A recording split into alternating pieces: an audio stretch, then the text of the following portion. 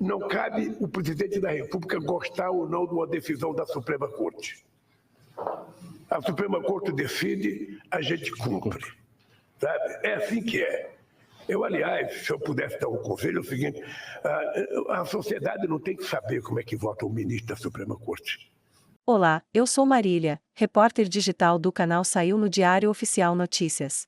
Se inscreva e ative o sino para receber notícias diárias sobre os principais acontecimentos da política brasileira, como por exemplo, decretos presidenciais, decisões do STJ e STF e muito mais. Está gostando do conteúdo? Curta esse vídeo e fique conosco até o final.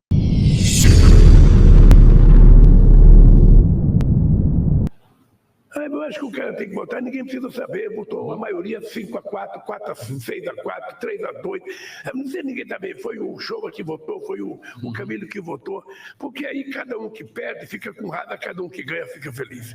Então, para a gente não criar animosidade, eu acho que era preciso começar a pensar, isso não é o jeito da gente mudar o que está acontecendo no Brasil.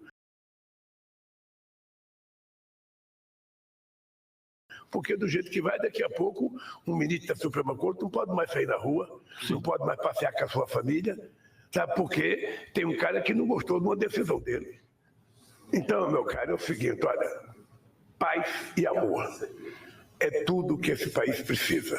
É tudo que esse país precisa. Paz, amor, emprego, um bom salário, uma casinha para morar, um carrinho para passear, um belo telefone celular, um belo computador, sabe? Uma boa escola para crianças. Uma extraordinária educação. É isso que nós precisamos. Isso é uma loucura. Infelizmente, a aprovação de uma PEC como essa vai prejudicar o país. Eu considero esse tema, essa PEC, completamente fora de propósito. É uma loucura. Nós sabemos a importância que tem um banco como o BNDES. Uma importância estratégica para o desenvolvimento nacional. Os países têm que buscar soluções conjuntas no âmbito regional, não podem se isolar. O que a gente não quer é tomar calote, né? O que a gente não quer é que nosso dinheiro seja roubado. Como fui na legislatura passada vice-presidente da CPI do BNDES e foram indiciados ministros dos governos petistas, foi indiciado o presidente do banco, justamente por desviar dinheiro público para um campeão nacional, no caso da CPI, a JBS. Quebrou frigoríficos no Brasil inteiro porque tinha proximidade com o governo federal e essa proximidade fez com que eles desviassem dinheiro público. E aí a gente tem a notícia agora de que o presidente Lula promete novas obras e investimentos do dinheiro do brasileiro na África e quem vai tocar essas obras são as empresas que foram condenadas à Operação Lava Jato. Olá, eu sou Matheus, repórter digital do canal Saiu no Diário Oficial Notícias.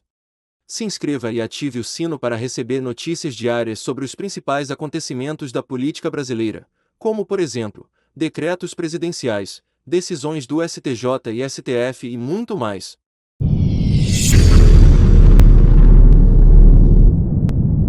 O item 5, PEC 3, 2023, pedido de retirada de pauta. Nós estamos falando de um banco estratégico para o desenvolvimento do país. Nós sabemos a importância que tem um banco como o BNDES. Ele tem uma importância estratégica para o desenvolvimento nacional. O desenvolvimento nacional no mundo globalizado não se dá de maneira isolada. Nós estamos vivendo uma quadra na história da humanidade em que os países não podem se isolar. Os países têm que buscar soluções conjuntas no âmbito regional, no âmbito territorial, mas também no âmbito das relações econômicas e comerciais. O Brasil precisa pensar no seu desenvolvimento, no desenvolvimento da região onde ele está inserido e mais do que isso, o Brasil precisa estabelecer parcerias e relações econômicas, comerciais, parcerias do ponto de vista de investimentos estratégicos com aqueles países que o governo brasileiro julgar importante para potencializar as nossas relações econômicas, comerciais e, acima de tudo, políticas. A presidência solicita, senhoras deputadas e senhores deputados, que tomem seus lugares, a fim de ter início a votação pelo sistema eletrônico. Está iniciada a votação. Devido a esse calote que houve, principalmente da Venezuela, de Cuba e de qualquer outros países, nós não queremos que o Brasil dê calote em nenhum país, mas também não aceitamos calote. E é legítimo legítimo Congresso Nacional Brasileiro poder autorizar qualquer empréstimo que qualquer presidente da República ser submetido ao Congresso Nacional Brasileiro. Como orienta a Federação PSOL Rede? O fomento do BNDES, nesse caso, é destinado para a produção e para a comercialização de produtos exportados para outros países. Não se trata de investimento do BNDES diretamente para nenhum outro país. São empresas brasileiras. É esse o seu papel, é o fomento ao desenvolvimento de empresas nacionais. E é fundamental que seja um banco público que faça isso. Aliás, é isso que está por trás daqueles que defendem esse projeto, é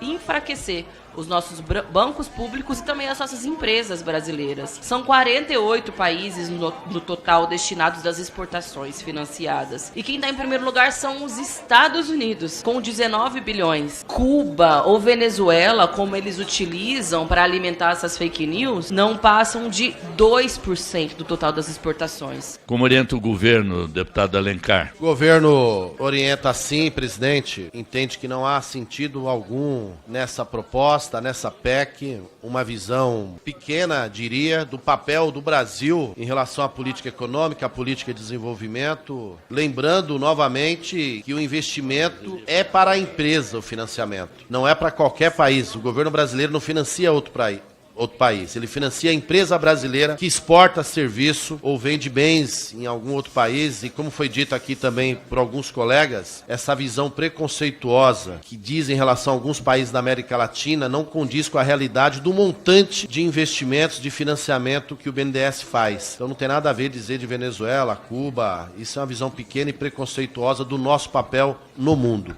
Por isso que o governo vota sim. Presidente, a gente vota sim. Isso aqui é uma loucura. Esse setor de exportação de civis de engenharia é disputado no mundo inteiro. Na verdade, há muitas fake news sobre o tema. Isso é uma loucura. Infelizmente, a aprovação de uma PEC como essa vai prejudicar o país. Eu considero esse tema, essa PEC, completamente fora de propósito. É uma loucura. O debate aqui devia estar acima dos partidos, pensar no Brasil, pensar na recuperação e no crescimento econômico. A maioria vota sim. Da União Brasil, deputado Kim. Senhor presidente, ninguém aqui quer isolar o Brasil, como falaram aí parlamentares do governo, né? Hoje, em cedo, inclusive, tive a deputada Rosângela Moro na Embaixada da Dinamarca, ontem tivemos com o embaixador de Taiwan, com o governador de Haiti, do Japão. O que a gente não quer é tomar calote, né? O que a gente não quer é que nosso dinheiro seja roubado. Como fui, na legislatura passada, vice-presidente da CPI do BNDES, e foram indiciados ministros dos governos petistas, foi indiciado o presidente do banco, justamente por desviar dinheiro público para um campeão nacional, no caso da CPI, a JBS, né? Quebrou frigoríficos no Brasil inteiro porque tinha proximidade com o governo federal e essa proximidade fez com que eles desviassem dinheiro público. E aí a gente tem a notícia agora de que o presidente Lula promete novas obras e investimentos do dinheiro do brasileiro na África e quem vai tocar essas obras são as empresas que foram condenadas à Operação Lava Jato. Então é isso que a gente quer impedir, é proteger o dinheiro do brasileiro e se for para ter investimento no exterior, que dê retorno, que eles paguem a... Todo mundo já votou? Então está encerrada a votação. Peço ao deputado... O governo está melhorando, 2 votos a mais. Se arrumar mais uns 3 ministérios, eu acho que chega perto. 39-20, rejeitado o requerimento de retirada de pauta. Peço ao deputado Kim Kataguiri, o deputado Arthur Maia registrou presença, está ausente nesse momento, mas o deputado Kim Kataguiri, peço que leia o relatório. Senhor presidente, peço licença para ir direto ao voto, parabenizando o deputado Mendonça. Presidente Rui Falcão, poderia fazer pedido de vista? Quero fazer pedido de vista nesse instante. Ele vai ler o relatório, registro. Eu não posso fazer o pedido antes da leitura do relatório? Não. Está gostando do conteúdo? Curta esse vídeo e fique conosco até o final. Tentei fazer ontem, Vossas Excelências negaram. Então hoje o mesmo procedimento. As pessoas estão fazendo isso. Na votação anterior, 6 deputados pediram vistas antecipadamente. Eu esperei ler o relatório e depois concedi vista. É uma medida preventiva. Vista conjunta, senhor presidente. Mas eu, no momento devido, farei o registro de que Vossa Excelência está pedindo. Deputado Kim Kataguiri. Primeiro, quero parabenizar aqui o deputado Mendonça Filho pela iniciativa da proposta de emenda à Constituição. É fato que os países desenvolvidos do mundo, sim, você tem uma delegação, uma autorização do Congresso Nacional para operações de crédito envolvendo bancos estatais. E é justamente isso que o deputado Mendonça Filho está propondo numa discussão aprofundada numa comissão especial. Claro que a gente sabe que o pedido de vista não tem nada a ver com analisar melhor o projeto, tem a ver com protelar para que a gente não consiga votar o mais rápido possível. Mas enfim, eu peço licença então do presidente presidente para ir direto ao voto, nos termos do artigo 202 caput do Regimento Interno da Câmara dos Deputados, compete à Comissão de Constituição, Justiça e Cidadania proferir parecer acerca da admissibilidade das propostas de emenda à Constituição números 3 e 6, ambas de 2023. Tal exame de admissibilidade consiste em um juízo preliminar e prejudicial e o exame de mérito a ser proferido pela Comissão Especial competente e que examina exclusivamente a observância das limitações impostas pela Constituição Federal de 88 ao Poder Constituinte Reformador, mais precisamente os limites procedimentais, circunstanciais e materiais. As limitações procedimentais ou formais dizem respeito à legitimidade da iniciativa e à inexistência de matéria constante de propostas de emenda rejeitada ou havida por prejudicada na mesma sessão legislativa em que é apresentada. Nesse quesito, verificamos que as proposições foram apresentadas por no mínimo 1/3 dos deputados federais, conforme o atestado pela mesa diretora desta casa, obedecendo-se assim à exigência constante do artigo 60, inciso 1º da Constituição Federal e do artigo 201, inciso 1º do Regimento Interno da Câmara dos Deputados. Verificamos também que a matéria tratada nas proposições não foram objeto de nenhuma outra rejeitada ou havida por prejudicada na presente sessão legislativa, não ocorrendo, portanto, o impedimento mencionado no artigo 60, parágrafo 5º da Constituição. As limitações circunstanciais dizem respeito à inocorrência de situações de anormalidade institucional previstas na Constituição, como intervenção federal, estado de defesa e estado de sítio. Quanto ao momento político institucional brasileiro, constatamos a incorrência de anormalidade que atrai a limitação circunstancial prevista no artigo 60, parágrafo 1º da Carta. Em momentos de extrema gravidade, como a vigência de intervenção federal ou de estado de defesa ou de sítio, a Constituição não pode ser reformada. Consignamos, contudo, que nenhuma dessas circunstâncias é verificada no momento presente, estando o Brasil em normal funcionamento de suas instituições. As limitações materiais, por fim, dizem respeito ao próprio objeto da reforma, que não pode violar nenhuma cláusula pétrea. Quanto a essa questão, verificamos que as propostas sob exame observam as cláusulas pétreas explicitadas no artigo 60, parágrafo 4º da Constituição, a saber, a forma federativa de Estado, o voto direto, secreto, universal e periódico, a separação dos poderes ou os direitos e garantias individuais. Não se vislumbra, de igual modo, tendência para abolir cláusula pétrea implícita, consistente nos princípios estruturantes do Estado Democrático de Direito instaurado pela Constituição de 88. No que diz respeito à técnica legislativa utilizada pela PEC 3 de 2023, devemos dizer que há um equívoco na numeração do inciso a ser acrescentado, uma vez que o artigo constitucional em tela já possui um inciso de número 18, já possui 18 incisos, perdão. Por conseguinte, dever-se-ia acrescentar o inciso 19 e não o inciso 18, como faz o texto da PEC. Tal equívoco certamente será objeto de correção quando da redação final da proposição. Cabe acrescentar que o erro não se repete na PEC 6 de 2023. De start, votamos pela admissibilidade das PECs de número 3 e 6, ambas de 2023. Relator, o deputado Arthur Maia. Senhor presidente, uma questão de ordem. Questão de ordem em cima do artigo 57, do inciso 11. Diz que a discussão, isso é um ponto pacífico aqui no entendimento da CCJ, tem várias questões de ordem, não pode ser iniciada sem a presença do relator, porque o relator não pode ser iniciada a discussão sem a presença do relator. É para o relator escutar as contribuições. A gente não quer pedir vista. Eu quero usar primeiro essa questão de ordem para que a gente não inicie a discussão. Eu estou querendo que a discussão não comece. Artigo 57. Exatamente, não vai começar porque foi pedido de vista. Deputado, havendo pedido de vistas, a discussão, independente da questão de ordem, não se realiza discussão porque é regimental conceder vistas. Então, mesmo que o PT, o Vossa Excelência, não peça vistas, o deputado Gilson Marques está pedindo vistas. Então, vistas coletivas. Entendendo decisão. Quero pedir vista também. Vista conjunta, senhor presidente. Vista conjunta, presidente. Paulo Magalhães. Deixa eu só registrar quem está pedindo vista. Concedo vistas conjuntas a todos os deputados mencionados. Tem a palavra, Vossa Excelência. O debate está contaminado por fake news, meu caro deputado Lindbergh Farias. O propósito dessa proposta de emenda à Constituição não é interromper o financiamento externo e o financiamento de bens e serviços produzidos no Brasil, ou a exportação de serviços, como pede qualquer nação que se coloque presente no mercado internacional. Ocorre que, eu já disse aqui, o Exim Bank, o banco de exportação de vários países do mundo, já praticam o financiamento externo com aval do respectivo parlamento. Citei aqui o caso do parlamento americano, que dá a responsabilidade, a atribuição e a competência ao Exim Bank americano de cumprir essa tarefa. Citei aqui o banco de exportação do Japão, o Exim Bank da Coreia do Sul, o contexto canadense, ou seja, o mundo todo pratica, e eu não quero tirar o Brasil desse protagonismo, muito pelo contrário. Agora, é preciso que o parlamento brasileiro cumpra com a sua obrigação. Lembro, inclusive, que o Senado Federal já exerce o controle de financiamentos e de autorização de contratação de financiamento para estados brasileiros. Então, por que não fazer o mesmo com relação a países que têm interesse em estabelecer comércio com o Brasil, com empresas brasileiras ou até financiamento do governo brasileiro para empreendimentos no exterior. Ademais, eu quero destacar que, infelizmente, a necessidade de investimento no Brasil é vultuosa, é muito significativa. No campo de saneamento básico, transporte público, metrôs, sucateados, como é o caso do metrô do Recife, abandonado, deputado Lindbergh, e absolutamente, eu diria, numa situação caótica, precisando de financiamento. Então não faz sentido ir financiar na Venezuela, financiar porto em Cuba, quando a gente tem tantas necessidades internas. E o contexto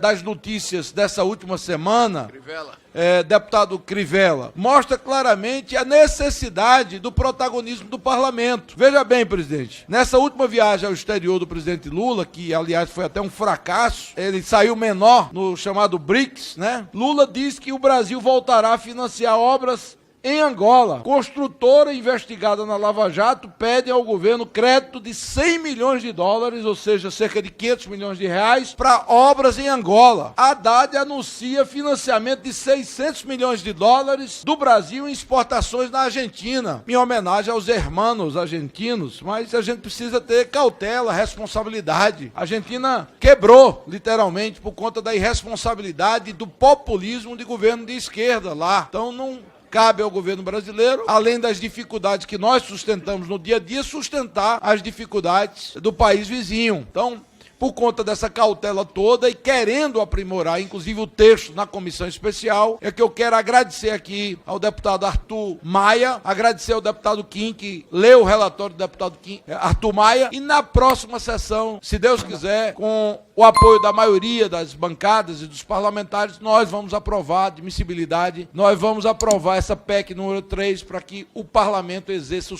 seu controle com relação e a fiscalização dos atos de financiamento externo do Poder Executivo, que eu acho que é uma coisa absolutamente democrática e republicana. Muito obrigado, presidente. Esta semana está recheada de fatos que vem demonstrando, e não é de agora, infelizmente, que o Brasil está retrocedendo.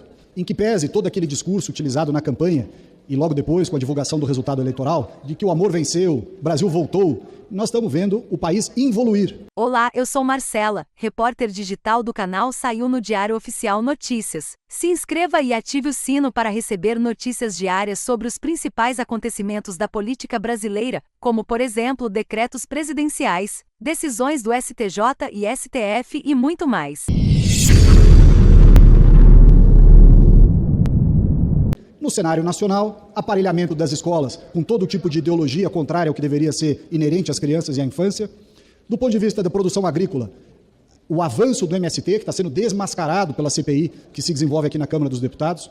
Na parte de segurança pública, como antecedeu o deputado Maurício Marcon, do Rio Grande do Sul, lembrando que está sendo diminuído o orçamento de segurança pública do país, minimizado, relativizado o direito, o fundamental direito à legítima defesa. Nós estamos vendo aqui no Brasil o papel vergonhoso que está sendo desempenhado lá fora, contrariando a história do Brasil voltou. Uma série de medidas, senhoras e senhores, que tem denotado a involução do nosso país, a perseguição ao setor privado, a perseguição aos pequenos empreendedores, aos produtores rurais, a todos aqueles que trabalham e geram impostos no nosso país. A horda de bolsonaristas que vivem da mentira nessa casa terá um final melancólico. Está gostando do conteúdo? Curta esse vídeo e fique conosco até o final. Porque a população está colocando claramente em todas as pesquisas que estão abandonando os asseclas de Bolsonaro. Então, é nesse sentido que a gente vem aqui mostrando que é importante regular a mídia para estabelecer critérios e regras para o pensamento fluir, o pensamento livre e soberano. Fará bem à democracia.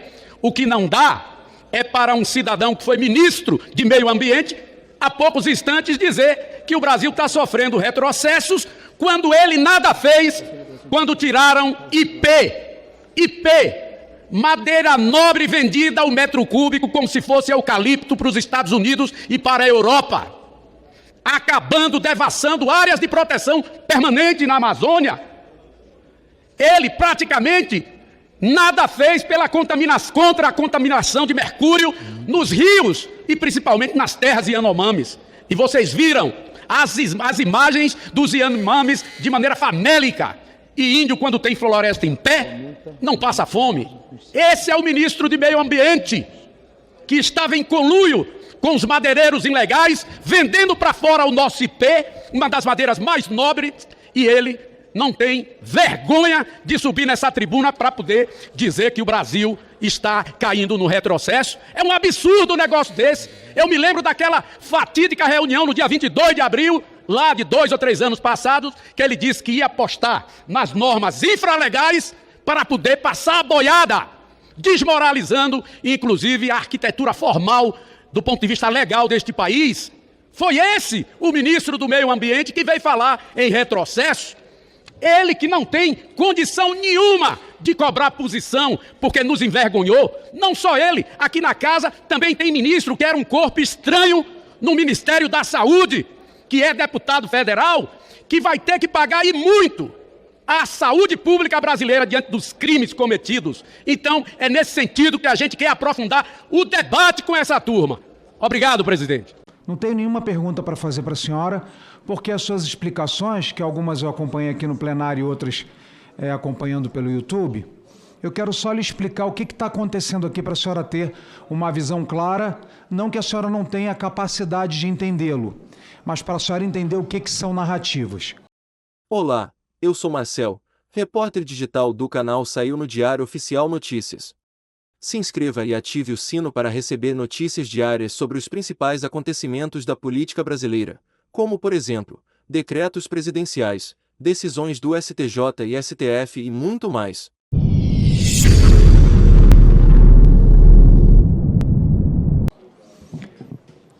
Veja, no dia 8 de janeiro, senhora Marcela,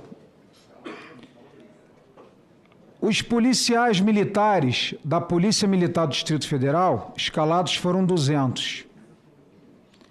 A Força Nacional, que tem um total de 1.300 homens, tinham apenas 214, com o atual ministro da Justiça dentro do Palácio da Justiça, vendo a quebradeira e tuitando, ao invés de dar uma ordem como comandante, como gestor.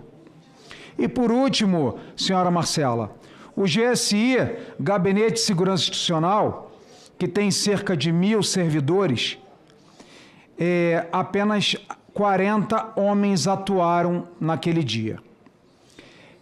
E qual é a clareza que eu gostaria que a senhora tivesse? Tudo isso aqui que está sendo falado e dito é só com um objetivo: acusar a instituição que te honrou com bravura de ser a única responsável pelo 8 de janeiro. Eu não tenho dúvidas, e jamais aqui discordamos, independente de questões partidárias, que existiam ali realmente patriotas que oravam com Bíblia e tinha realmente vândalos. Eu nunca disse o contrário. Tampouco vândalo de direita ou de esquerda. Queremos proteção, queremos que eles paguem pelos seus crimes, porque nós, diferente deles, não temos bandidos de estimação. Então, o que eu quero que a senhora saiba aqui é que estão valorizando os ataques que a senhora... Não estou minimizando os seus sofrimentos, viu? E os riscos que a senhora correu. Mas eles aqui estão falando: a senhora sofreu, iam te matar, olha o teu capacete, tadinha da senhora, a senhora foi uma heroína, que foi uma heroína, sabe por quê? Foi heroína porque a senhora foi combater, diferente da Força Nacional, que ficou de braço cruzado, dando risadinha, mexendo no WhatsApp, debaixo do Palácio da Justiça, sob a leniência e responsabilidade do atual ministro da Justiça. Sabe por que a senhora poderia hoje não estar aqui, podia estar debaixo de 7 palmos da terra? Porque o restante das forças que deveriam ajudar a Polícia Militar do Distrito Federal estavam, como o nosso hino diz, deitado eternamente em berço esplêndido para criar a narrativa do golpe. Ontem, e eu recomendo para a senhora, não sei se a senhora gosta de filme de história, eu tenho visto bastante filmes históricos sobre guerras, golpes de Estado, golpes militares, etc, etc. E ontem eu estava vendo sobre um personagem do Panamá chamado Oriega. Está lá no Netflix. E eu recomendo que a senhora veja o que é um golpe de Estado e o que é falado aqui. O presidente Bolsonaro, não sei se a senhora sabe, ele estava fora do país. Quando existem golpes militares, todos os golpes militares, senhora Marcela, no mundo, quando houve golpe militar, quem assumiu a cadeira foi o general, não foi o antigo presidente que perdeu na urna, não. Mas eles aqui têm memória seletiva. Eles esquecem disso. Ou seja... Está gostando do conteúdo? Curta esse vídeo e fique conosco até o final. Os golpistas, que eles falam, iam tomar o golpe com bandeira, né?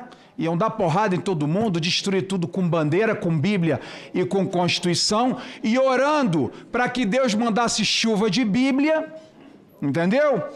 E aí, iam rapidinho lá com teletransporte, pega Bolsonaro num teletransporte e coloca ele na cadeira de presidente da República. Isso não houve nenhuma história do mundo.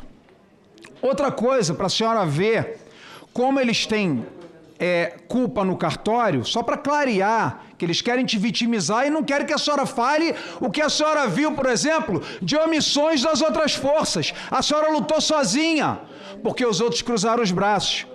Nós temos agora, além de um ministro da Justiça, um apagador oficial de imagens. Sabe por que sumiram? A senhora imagina, eu duvido, com a sua bravura, se a senhora é ministro da Justiça, um 8 de janeiro que marcou a história de uma nação, que tivessem não sei quantas imagens, alguns falam em 100, outros falam em 200, enviou 2 ou 4 imagens para cá e sumiu as câmeras, apagaram, ao invés de guardar como, né, objeto de investigação. Então a senhora trabalhou sozinha, a senhora correu risco sozinha, porque o restante, Exército Brasileiro, um bando de covardes que cruzaram sob comando do G. Dias, que teve aqui, cruzaram os braços.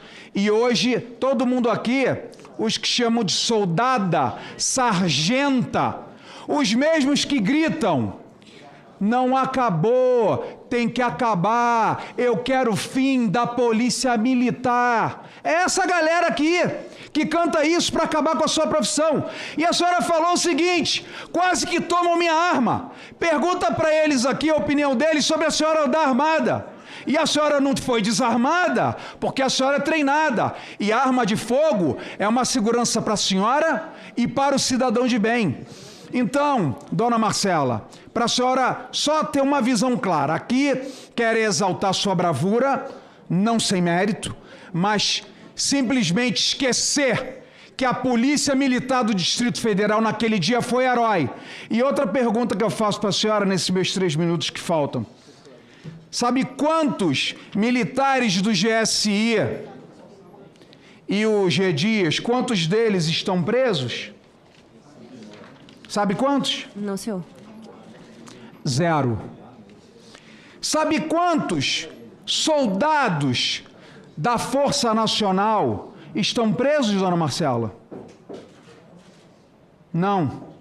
Mas deixa eu te falar aqui, da corporação que a senhora representa e que arriscou a sua vida, já são 7 oficiais presos, algum deles estiveram aqui, inclusive com a covardia de cortar seus salários e que as esposas deles estão passando fome. É essa galera aqui, soldada, sargenta Marcela, que deseja que a senhora, sim, narre que existiam sim pessoas violentas naquele dia, e as imagens estão claríssimas para nós, mas o que eles querem fazer de cortina de fumaça e usar a feminilidade da senhora, a bravura da senhora, a coragem da senhora, a solidão da senhora, para ocultar a omissão, a irresponsabilidade, a falta de comando e a torcida que houvesse quebra-quebra. Os militares estão deitados eternamente em berços esplêndidos. Força Nacional, eu trouxe aqui imagens, puxa nas CPMIs, a senhora vai ver, todo mundo com o escudinho no chão, eles tentaram esconder a imagem, mas os nossos internautas que nos prestigiam mandaram um monte de homem lá, marmanjo, colete, capacete, escudo no chão, de braço cruzado, enquanto a senhora, e me perdoe a palavra, se lascando, se fudendo, quase perdendo sua vida. Enquanto eles nada fizeram, dona Marcela. A senhora é heroína para mim. A senhora tem o meu parabéns. A Polícia Militar do Distrito Federal, que a senhora representa, tem o meu respeito. Mas o GSI e a Força Nacional abandonaram vocês. A minha solidariedade à catástrofe ocorrida no Rio Grande do Sul. Não tenho juízo para fazer, porque não sou da área, não sou meteorologista, não sou estudioso, não sou da Defesa Civil. Tenho ouvido muita coisa e vi um vídeo de uma menina e depois ela disse que ela estava naquela emoção difícil e de ver as pessoas sofrendo e acabou dizendo que foi impedido que tinha sido impedido, mas que foi o presidente. Na verdade, quem foi lá foi o Alckmin. Olá, eu sou Marília, repórter digital do canal Saiu no Diário Oficial Notícias. Se inscreva e ative o sino para receber notícias diárias sobre os principais acontecimentos da política brasileira, como por exemplo, decretos presidenciais, decisões do STJ e STF e muito mais.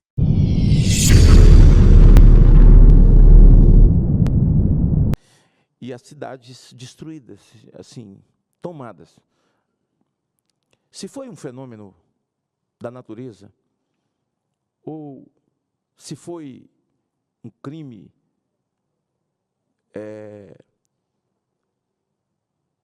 praticado, crime contra o meio ambiente, quem sou eu? E não estou aqui para fazer esse tipo de afirmação. Nesse momento, eu estou aqui para me solidarizar. O governo, o governador, é Ricardo Leite, né? É Ricardo? Eduardo Leite, existe um Pix oficial, e todo o Brasil está conclamado a essa solidariedade. Assim, uma catástrofe, assim, não me lembro de cidades inteiras sendo inundadas. Momento difícil na vida daquele povo, enquanto a esposa do presidente pede um avião novo e sai dançando na Índia. E eu me lembro que toda a tragédia que aconteceu no governo Bolsonaro, aconteceu uma grande na Bahia, e aconteceu tragédias como a barragem de Brumadinho rompeu dentro do governo Bolsonaro. Imediatamente, o exército de Israel estava aqui, desceu lá, com especialistas em tragédias. E todas as tragédias, quem primeiro chegava era o exército. O presidente Bolsonaro disse imediatamente, com todas as forças. O exército hoje, é triste ver, o menino que entra para defender a pátria, soldado, raso ainda, ou um S1, S2, um cabo, 7 de setembro, servindo cachorro-quente para militantes do MST, militantes da CUT, para as pessoas que queimam bandeira, que não acreditam nos valores e nos princípios, e você vê um homem armado, constrangido, vestido, não armado, com uniforme das Forças Armadas, ali cumprindo ordem dos seus superiores, como que querendo enfiar a cara no chão, de vergonha, de ver as pessoas de celular ligado. Eu vi o vídeo, eu me indignei, eu senti vergonha, eu senti vontade de chorar, de ver alguém de verde oliva. E o Lula disse, isso é promessa de campanha. Ele disse, se eu me tornar presidente, eu vou botar as Forças Armadas no seu devido lugar. Não é assim? Tá gostando do conteúdo? Curta esse vídeo e fique conosco até o final. Está gravado. É promessa de campanha. Se eu me tornar presidente, eu vou botar esses pastores no seu devido lugar. Pastores, alguns de vocês estão no Nordeste, onde os prefeitos estão fazendo greve. Estão em grandes capitais, em grandes metrópoles, ou em cidades pequenas, há algum sentimento, ei, tem alguma coisa aí dentro da sua cabeça? Algum sentimento aqui? Tem.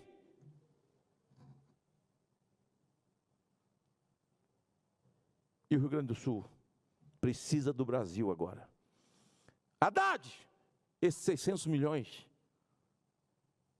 para a Argentina tem que ir para o Rio Grande do Sul. O empréstimo. As empresas perdoadas agora, a Odebrecht não tem pecado nenhum mais, foi lavada e purificada. Tem que ir para o Rio Grande do Sul. Não me lembro, senador. Eu me lembro. Eu estava em Caicó com o presidente Jair Bolsonaro. E não tenho lembranças de que no avião presidencial, em nenhuma vez Jair Bolsonaro dormiu naquela cama. Ele entrava lá para colocar o colete, para descer, para ser recebido, aclamado pelas multidões. Mas era por causa dele, a figura de um homem? Não. É pelo que representa Deus, pátria, família e liberdade. Que bom que você ficou aqui até o final. Nossos vídeos vão ao ar de segunda a sexta às 19 horas. Compartilhe esse vídeo para que mais pessoas saibam o que está acontecendo em nosso país. Vejo você no próximo vídeo.